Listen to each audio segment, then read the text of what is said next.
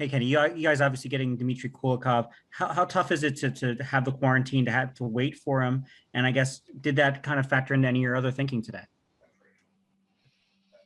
No, it didn't. No, it didn't factor any other thinkings. We're working to get him up here. Obviously, he's going to have to quarantine for a week. So hopefully, in the next few days, he'll be on a plane and he'll be up here. And obviously, on our schedule, we start Friday. We play 4 games in 6 nights, so he won't be available for any of those 4 games. And then we have 4 days off, and I think we play in Winnipeg 2 weeks tonight. So. The hope is that he'll be available for that game. Reed Wilkins, 630 Chad. Thanks, Sean. Hi, Ken. I was just wondering if you can give us your report on Kulikov. What do you think he'll add and how he'll fit in? Well, he's obviously a left shot defenseman that's played over 700 NHL games. He's 30 years old, so he's an experienced guy. I think he's played a little over 20 playoff games. He can skate. He's can make a good first pass, and I think defensive minded. He's got some edge to his game, and he can kill penalties. So you think about or I think about the playoffs. You got to be able to defend. You got to be good on special teams. You got to find ways to win games. 2-1. 3-2, and we think he's going to make us, better defensively, give us more depth, and provide an edge and get the puck moving forward. I don't think he's an offensive-minded defenseman, but certainly think he can get the puck moved up to our forwards and defense first. Taylor Hall was traded to Boston. Were you ever seriously involved in discussions with the Sabres for Hall, and why or why not? I'm not even sure. Can I answer those questions? Not really. I'm not going to really get into it. I'm not even sure if I can talk about other teams' players, but there was no. The answer is no. Daniel Bowman, The Athletic. Hi, Ken. I know money was tight, as you said, and kind of dollar in, dollar out situation here, but were you disappointed you couldn't add more? And how close were you to really adding, a forward that could impact your team? We weren't really close. I did talk to some teams about some forwards. I wouldn't know that they were, impact forwards, but they were, NHL forwards, but. Money was tight, assets were tight, and I guess as we went through it, I felt that the priority was to get a little bit deeper on the back end. And I know we in the last couple of days we saw some teams get creative with linking in another team to eat some money.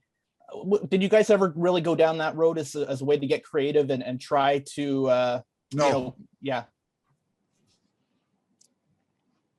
Jim Matheson, Post Media. A couple of things, Ken. Chris Russell has been in the second pairing with Larson. Do you see Kulikov sliding into that spot? And was the drop off from Darnell Nurse, who plays so many minutes, to Chris Russell, who's smaller, and then to 2 young players, to Lagus and Jones, the reason you felt you needed to get Kulikov? I think certainly, when you look at the teams in this division that are going to be in the playoffs, I mean they're all good teams. They're going to be, I anticipate 2 great series in the North. And obviously you talked about Jones and Lagus, and they've played really good for us. They don't have a lot of NHL experience. They're just sort of learning the National Hockey League. They're doing a good job at it. Slater Kukuk, we think he's going to be back sometime in early May, but when you've been out for almost 3 months, or 2 to 3 months, and you're trying to catch up here as you're heading into the Stanley Cup playoffs. not really sure where his game is going to be at until he played. So I felt that, we wanted to get somebody on the left side that could make us a little bit deeper. He's got good size to him.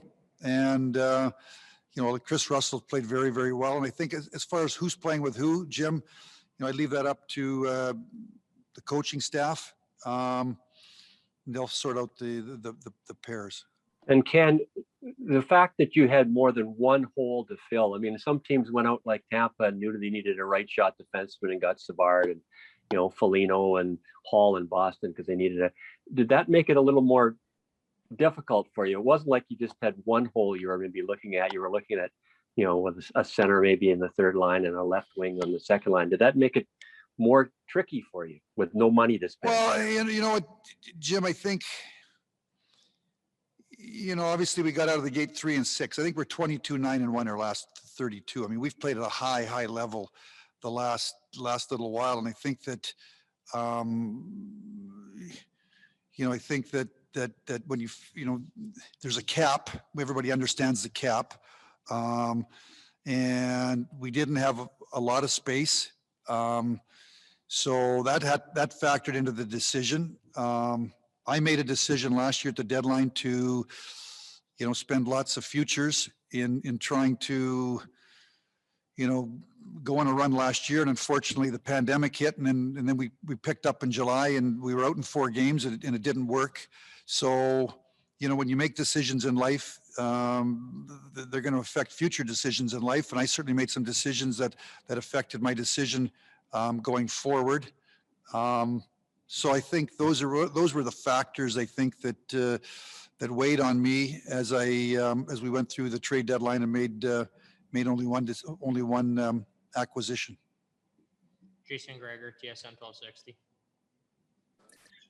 Ken, with the addition of Kulikov, and I know that he's not available for 4 games, but does that at all alter your thought process on Evan Bouchard, who hasn't played since March 1st? Would you contemplate sending him down now that you have more depth on the back end? I mean, that's basically, Jason, I feel my job as the manager is to try to put together, a group of players that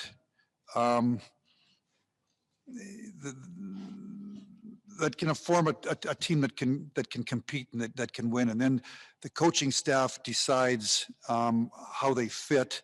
Evan Bouchard, I've said this, many times before, he's going to be a big part of this organization.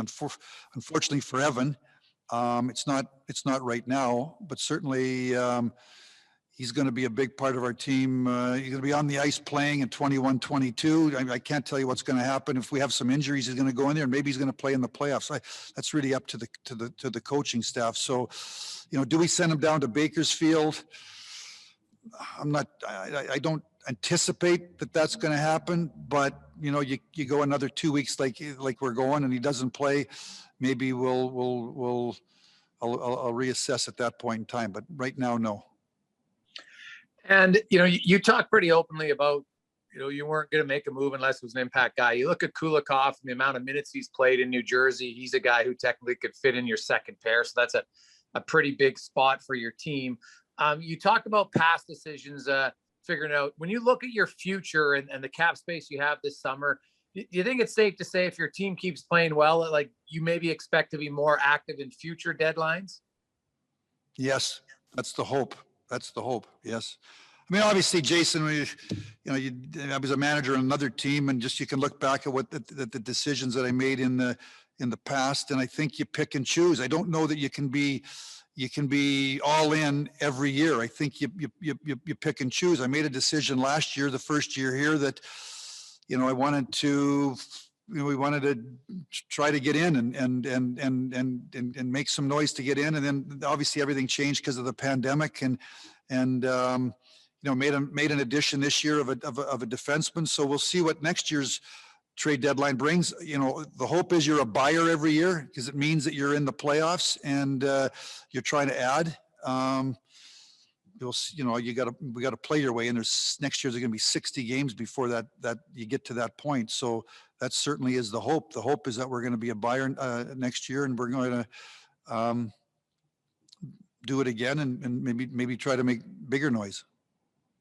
Terry Jones, Post Media.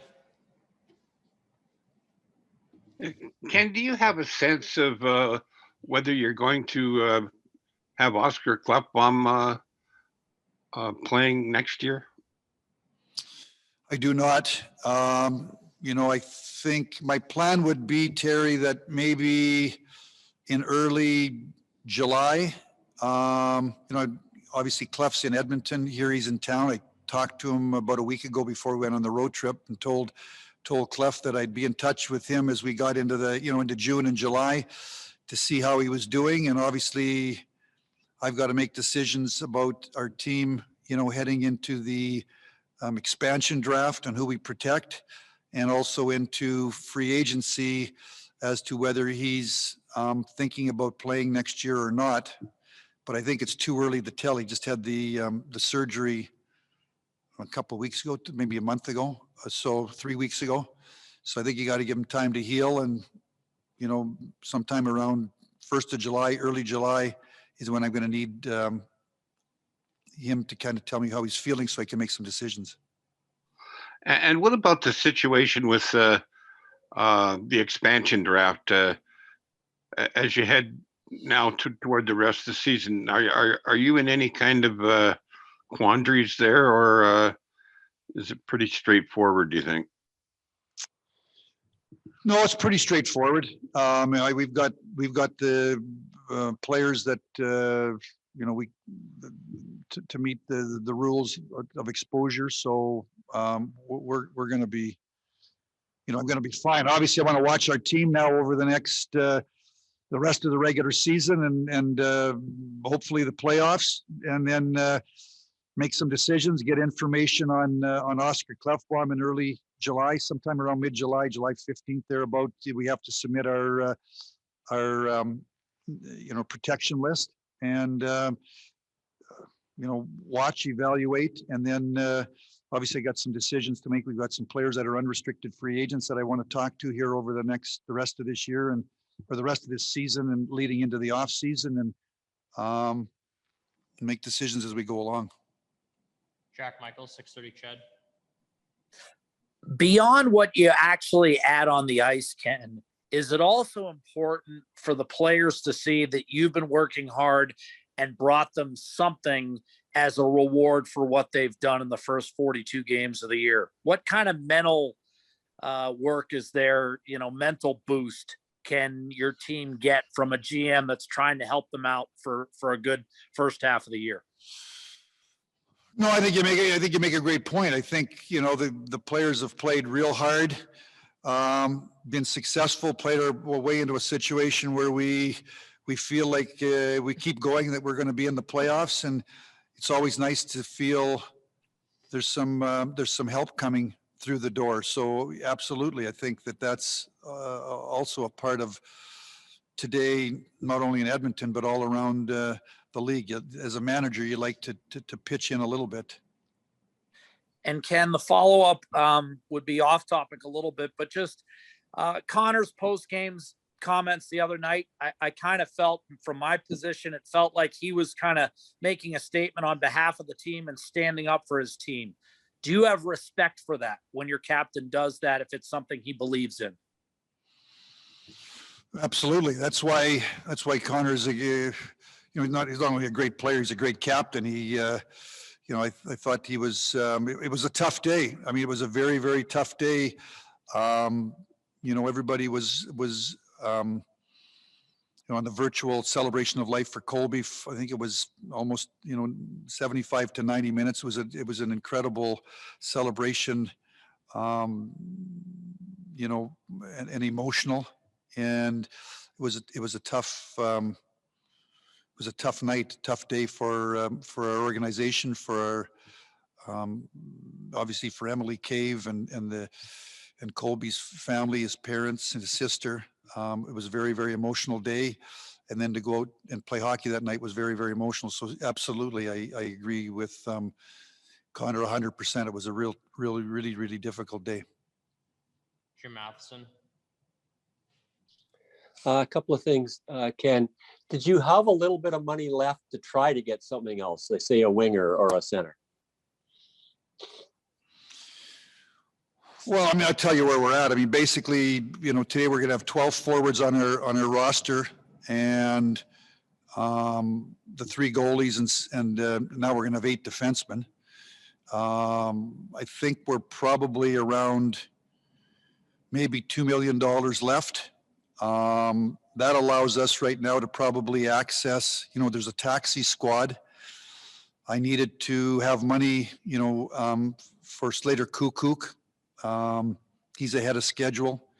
He makes $850, so you can do the math. So, I mean, basically, for sure, if you want to call up one player from taxi and whoever that might be, Slater Kukuk, $1 million of that has to be held so that we can get at the taxi squad and when Slater Kukuk gets healthy. And if you want to have Slater Kukuk and a player from the taxi squad, the money's all spent. And I presume this summer, you know, the holes that maybe you were looking to fill because you had no money, you can perhaps do that in the summer with in free agency, whether that's a left winger or another center or whatever. Yeah, I mean, obviously, you know, Jim, we'll get to the off season and make whatever decision we got to make to try to put a competitive team on the ice for 21-22. Final question, Danny Jim Bowman. Ken, you brought in a player in Kulikov who's a UFA, and you gave up a mid-round draft pick, so you kind of washes out at the end of the year here. But I'm just wondering how you feel like your team is set up for the summer and for, you know, next season with the assets that you do still have. You know, I think, you know, part of the evaluation process is I gotta watch games. You know, obviously you're going to feel one way about your team if you lose in the first round. You're going to feel another way about your team if you win the Stanley Cup. So we've played at a high level. It's going to get more difficult. You know, when you go into been fortunate to have been involved in lots of playoff runs.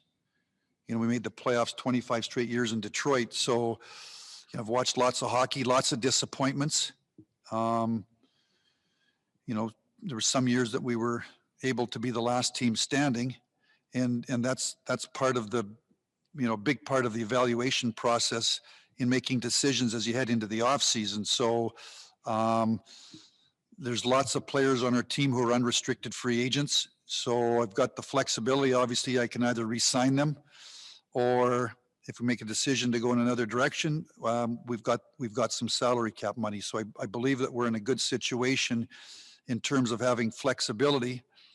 Now I want to watch. Now I want to watch our team here down the stretch, and you know, again, you know, we've got a nice cushion between us and fifth, but you never. I like you know, like when you know that it's clinched. You know, so lots of things can happen. So hopefully we keep playing the way we're playing, play our way in. And then obviously we're going to have a really difficult first round opponent. And every time you're able to win a playoff series, the next opponent's more difficult than the opponent that you played the previous round, as you go from 16-8 to 4-2 to the last team standing. So I got to watch our team, and we have flexibility, and then make evaluations when the season's over. Thank you. This concludes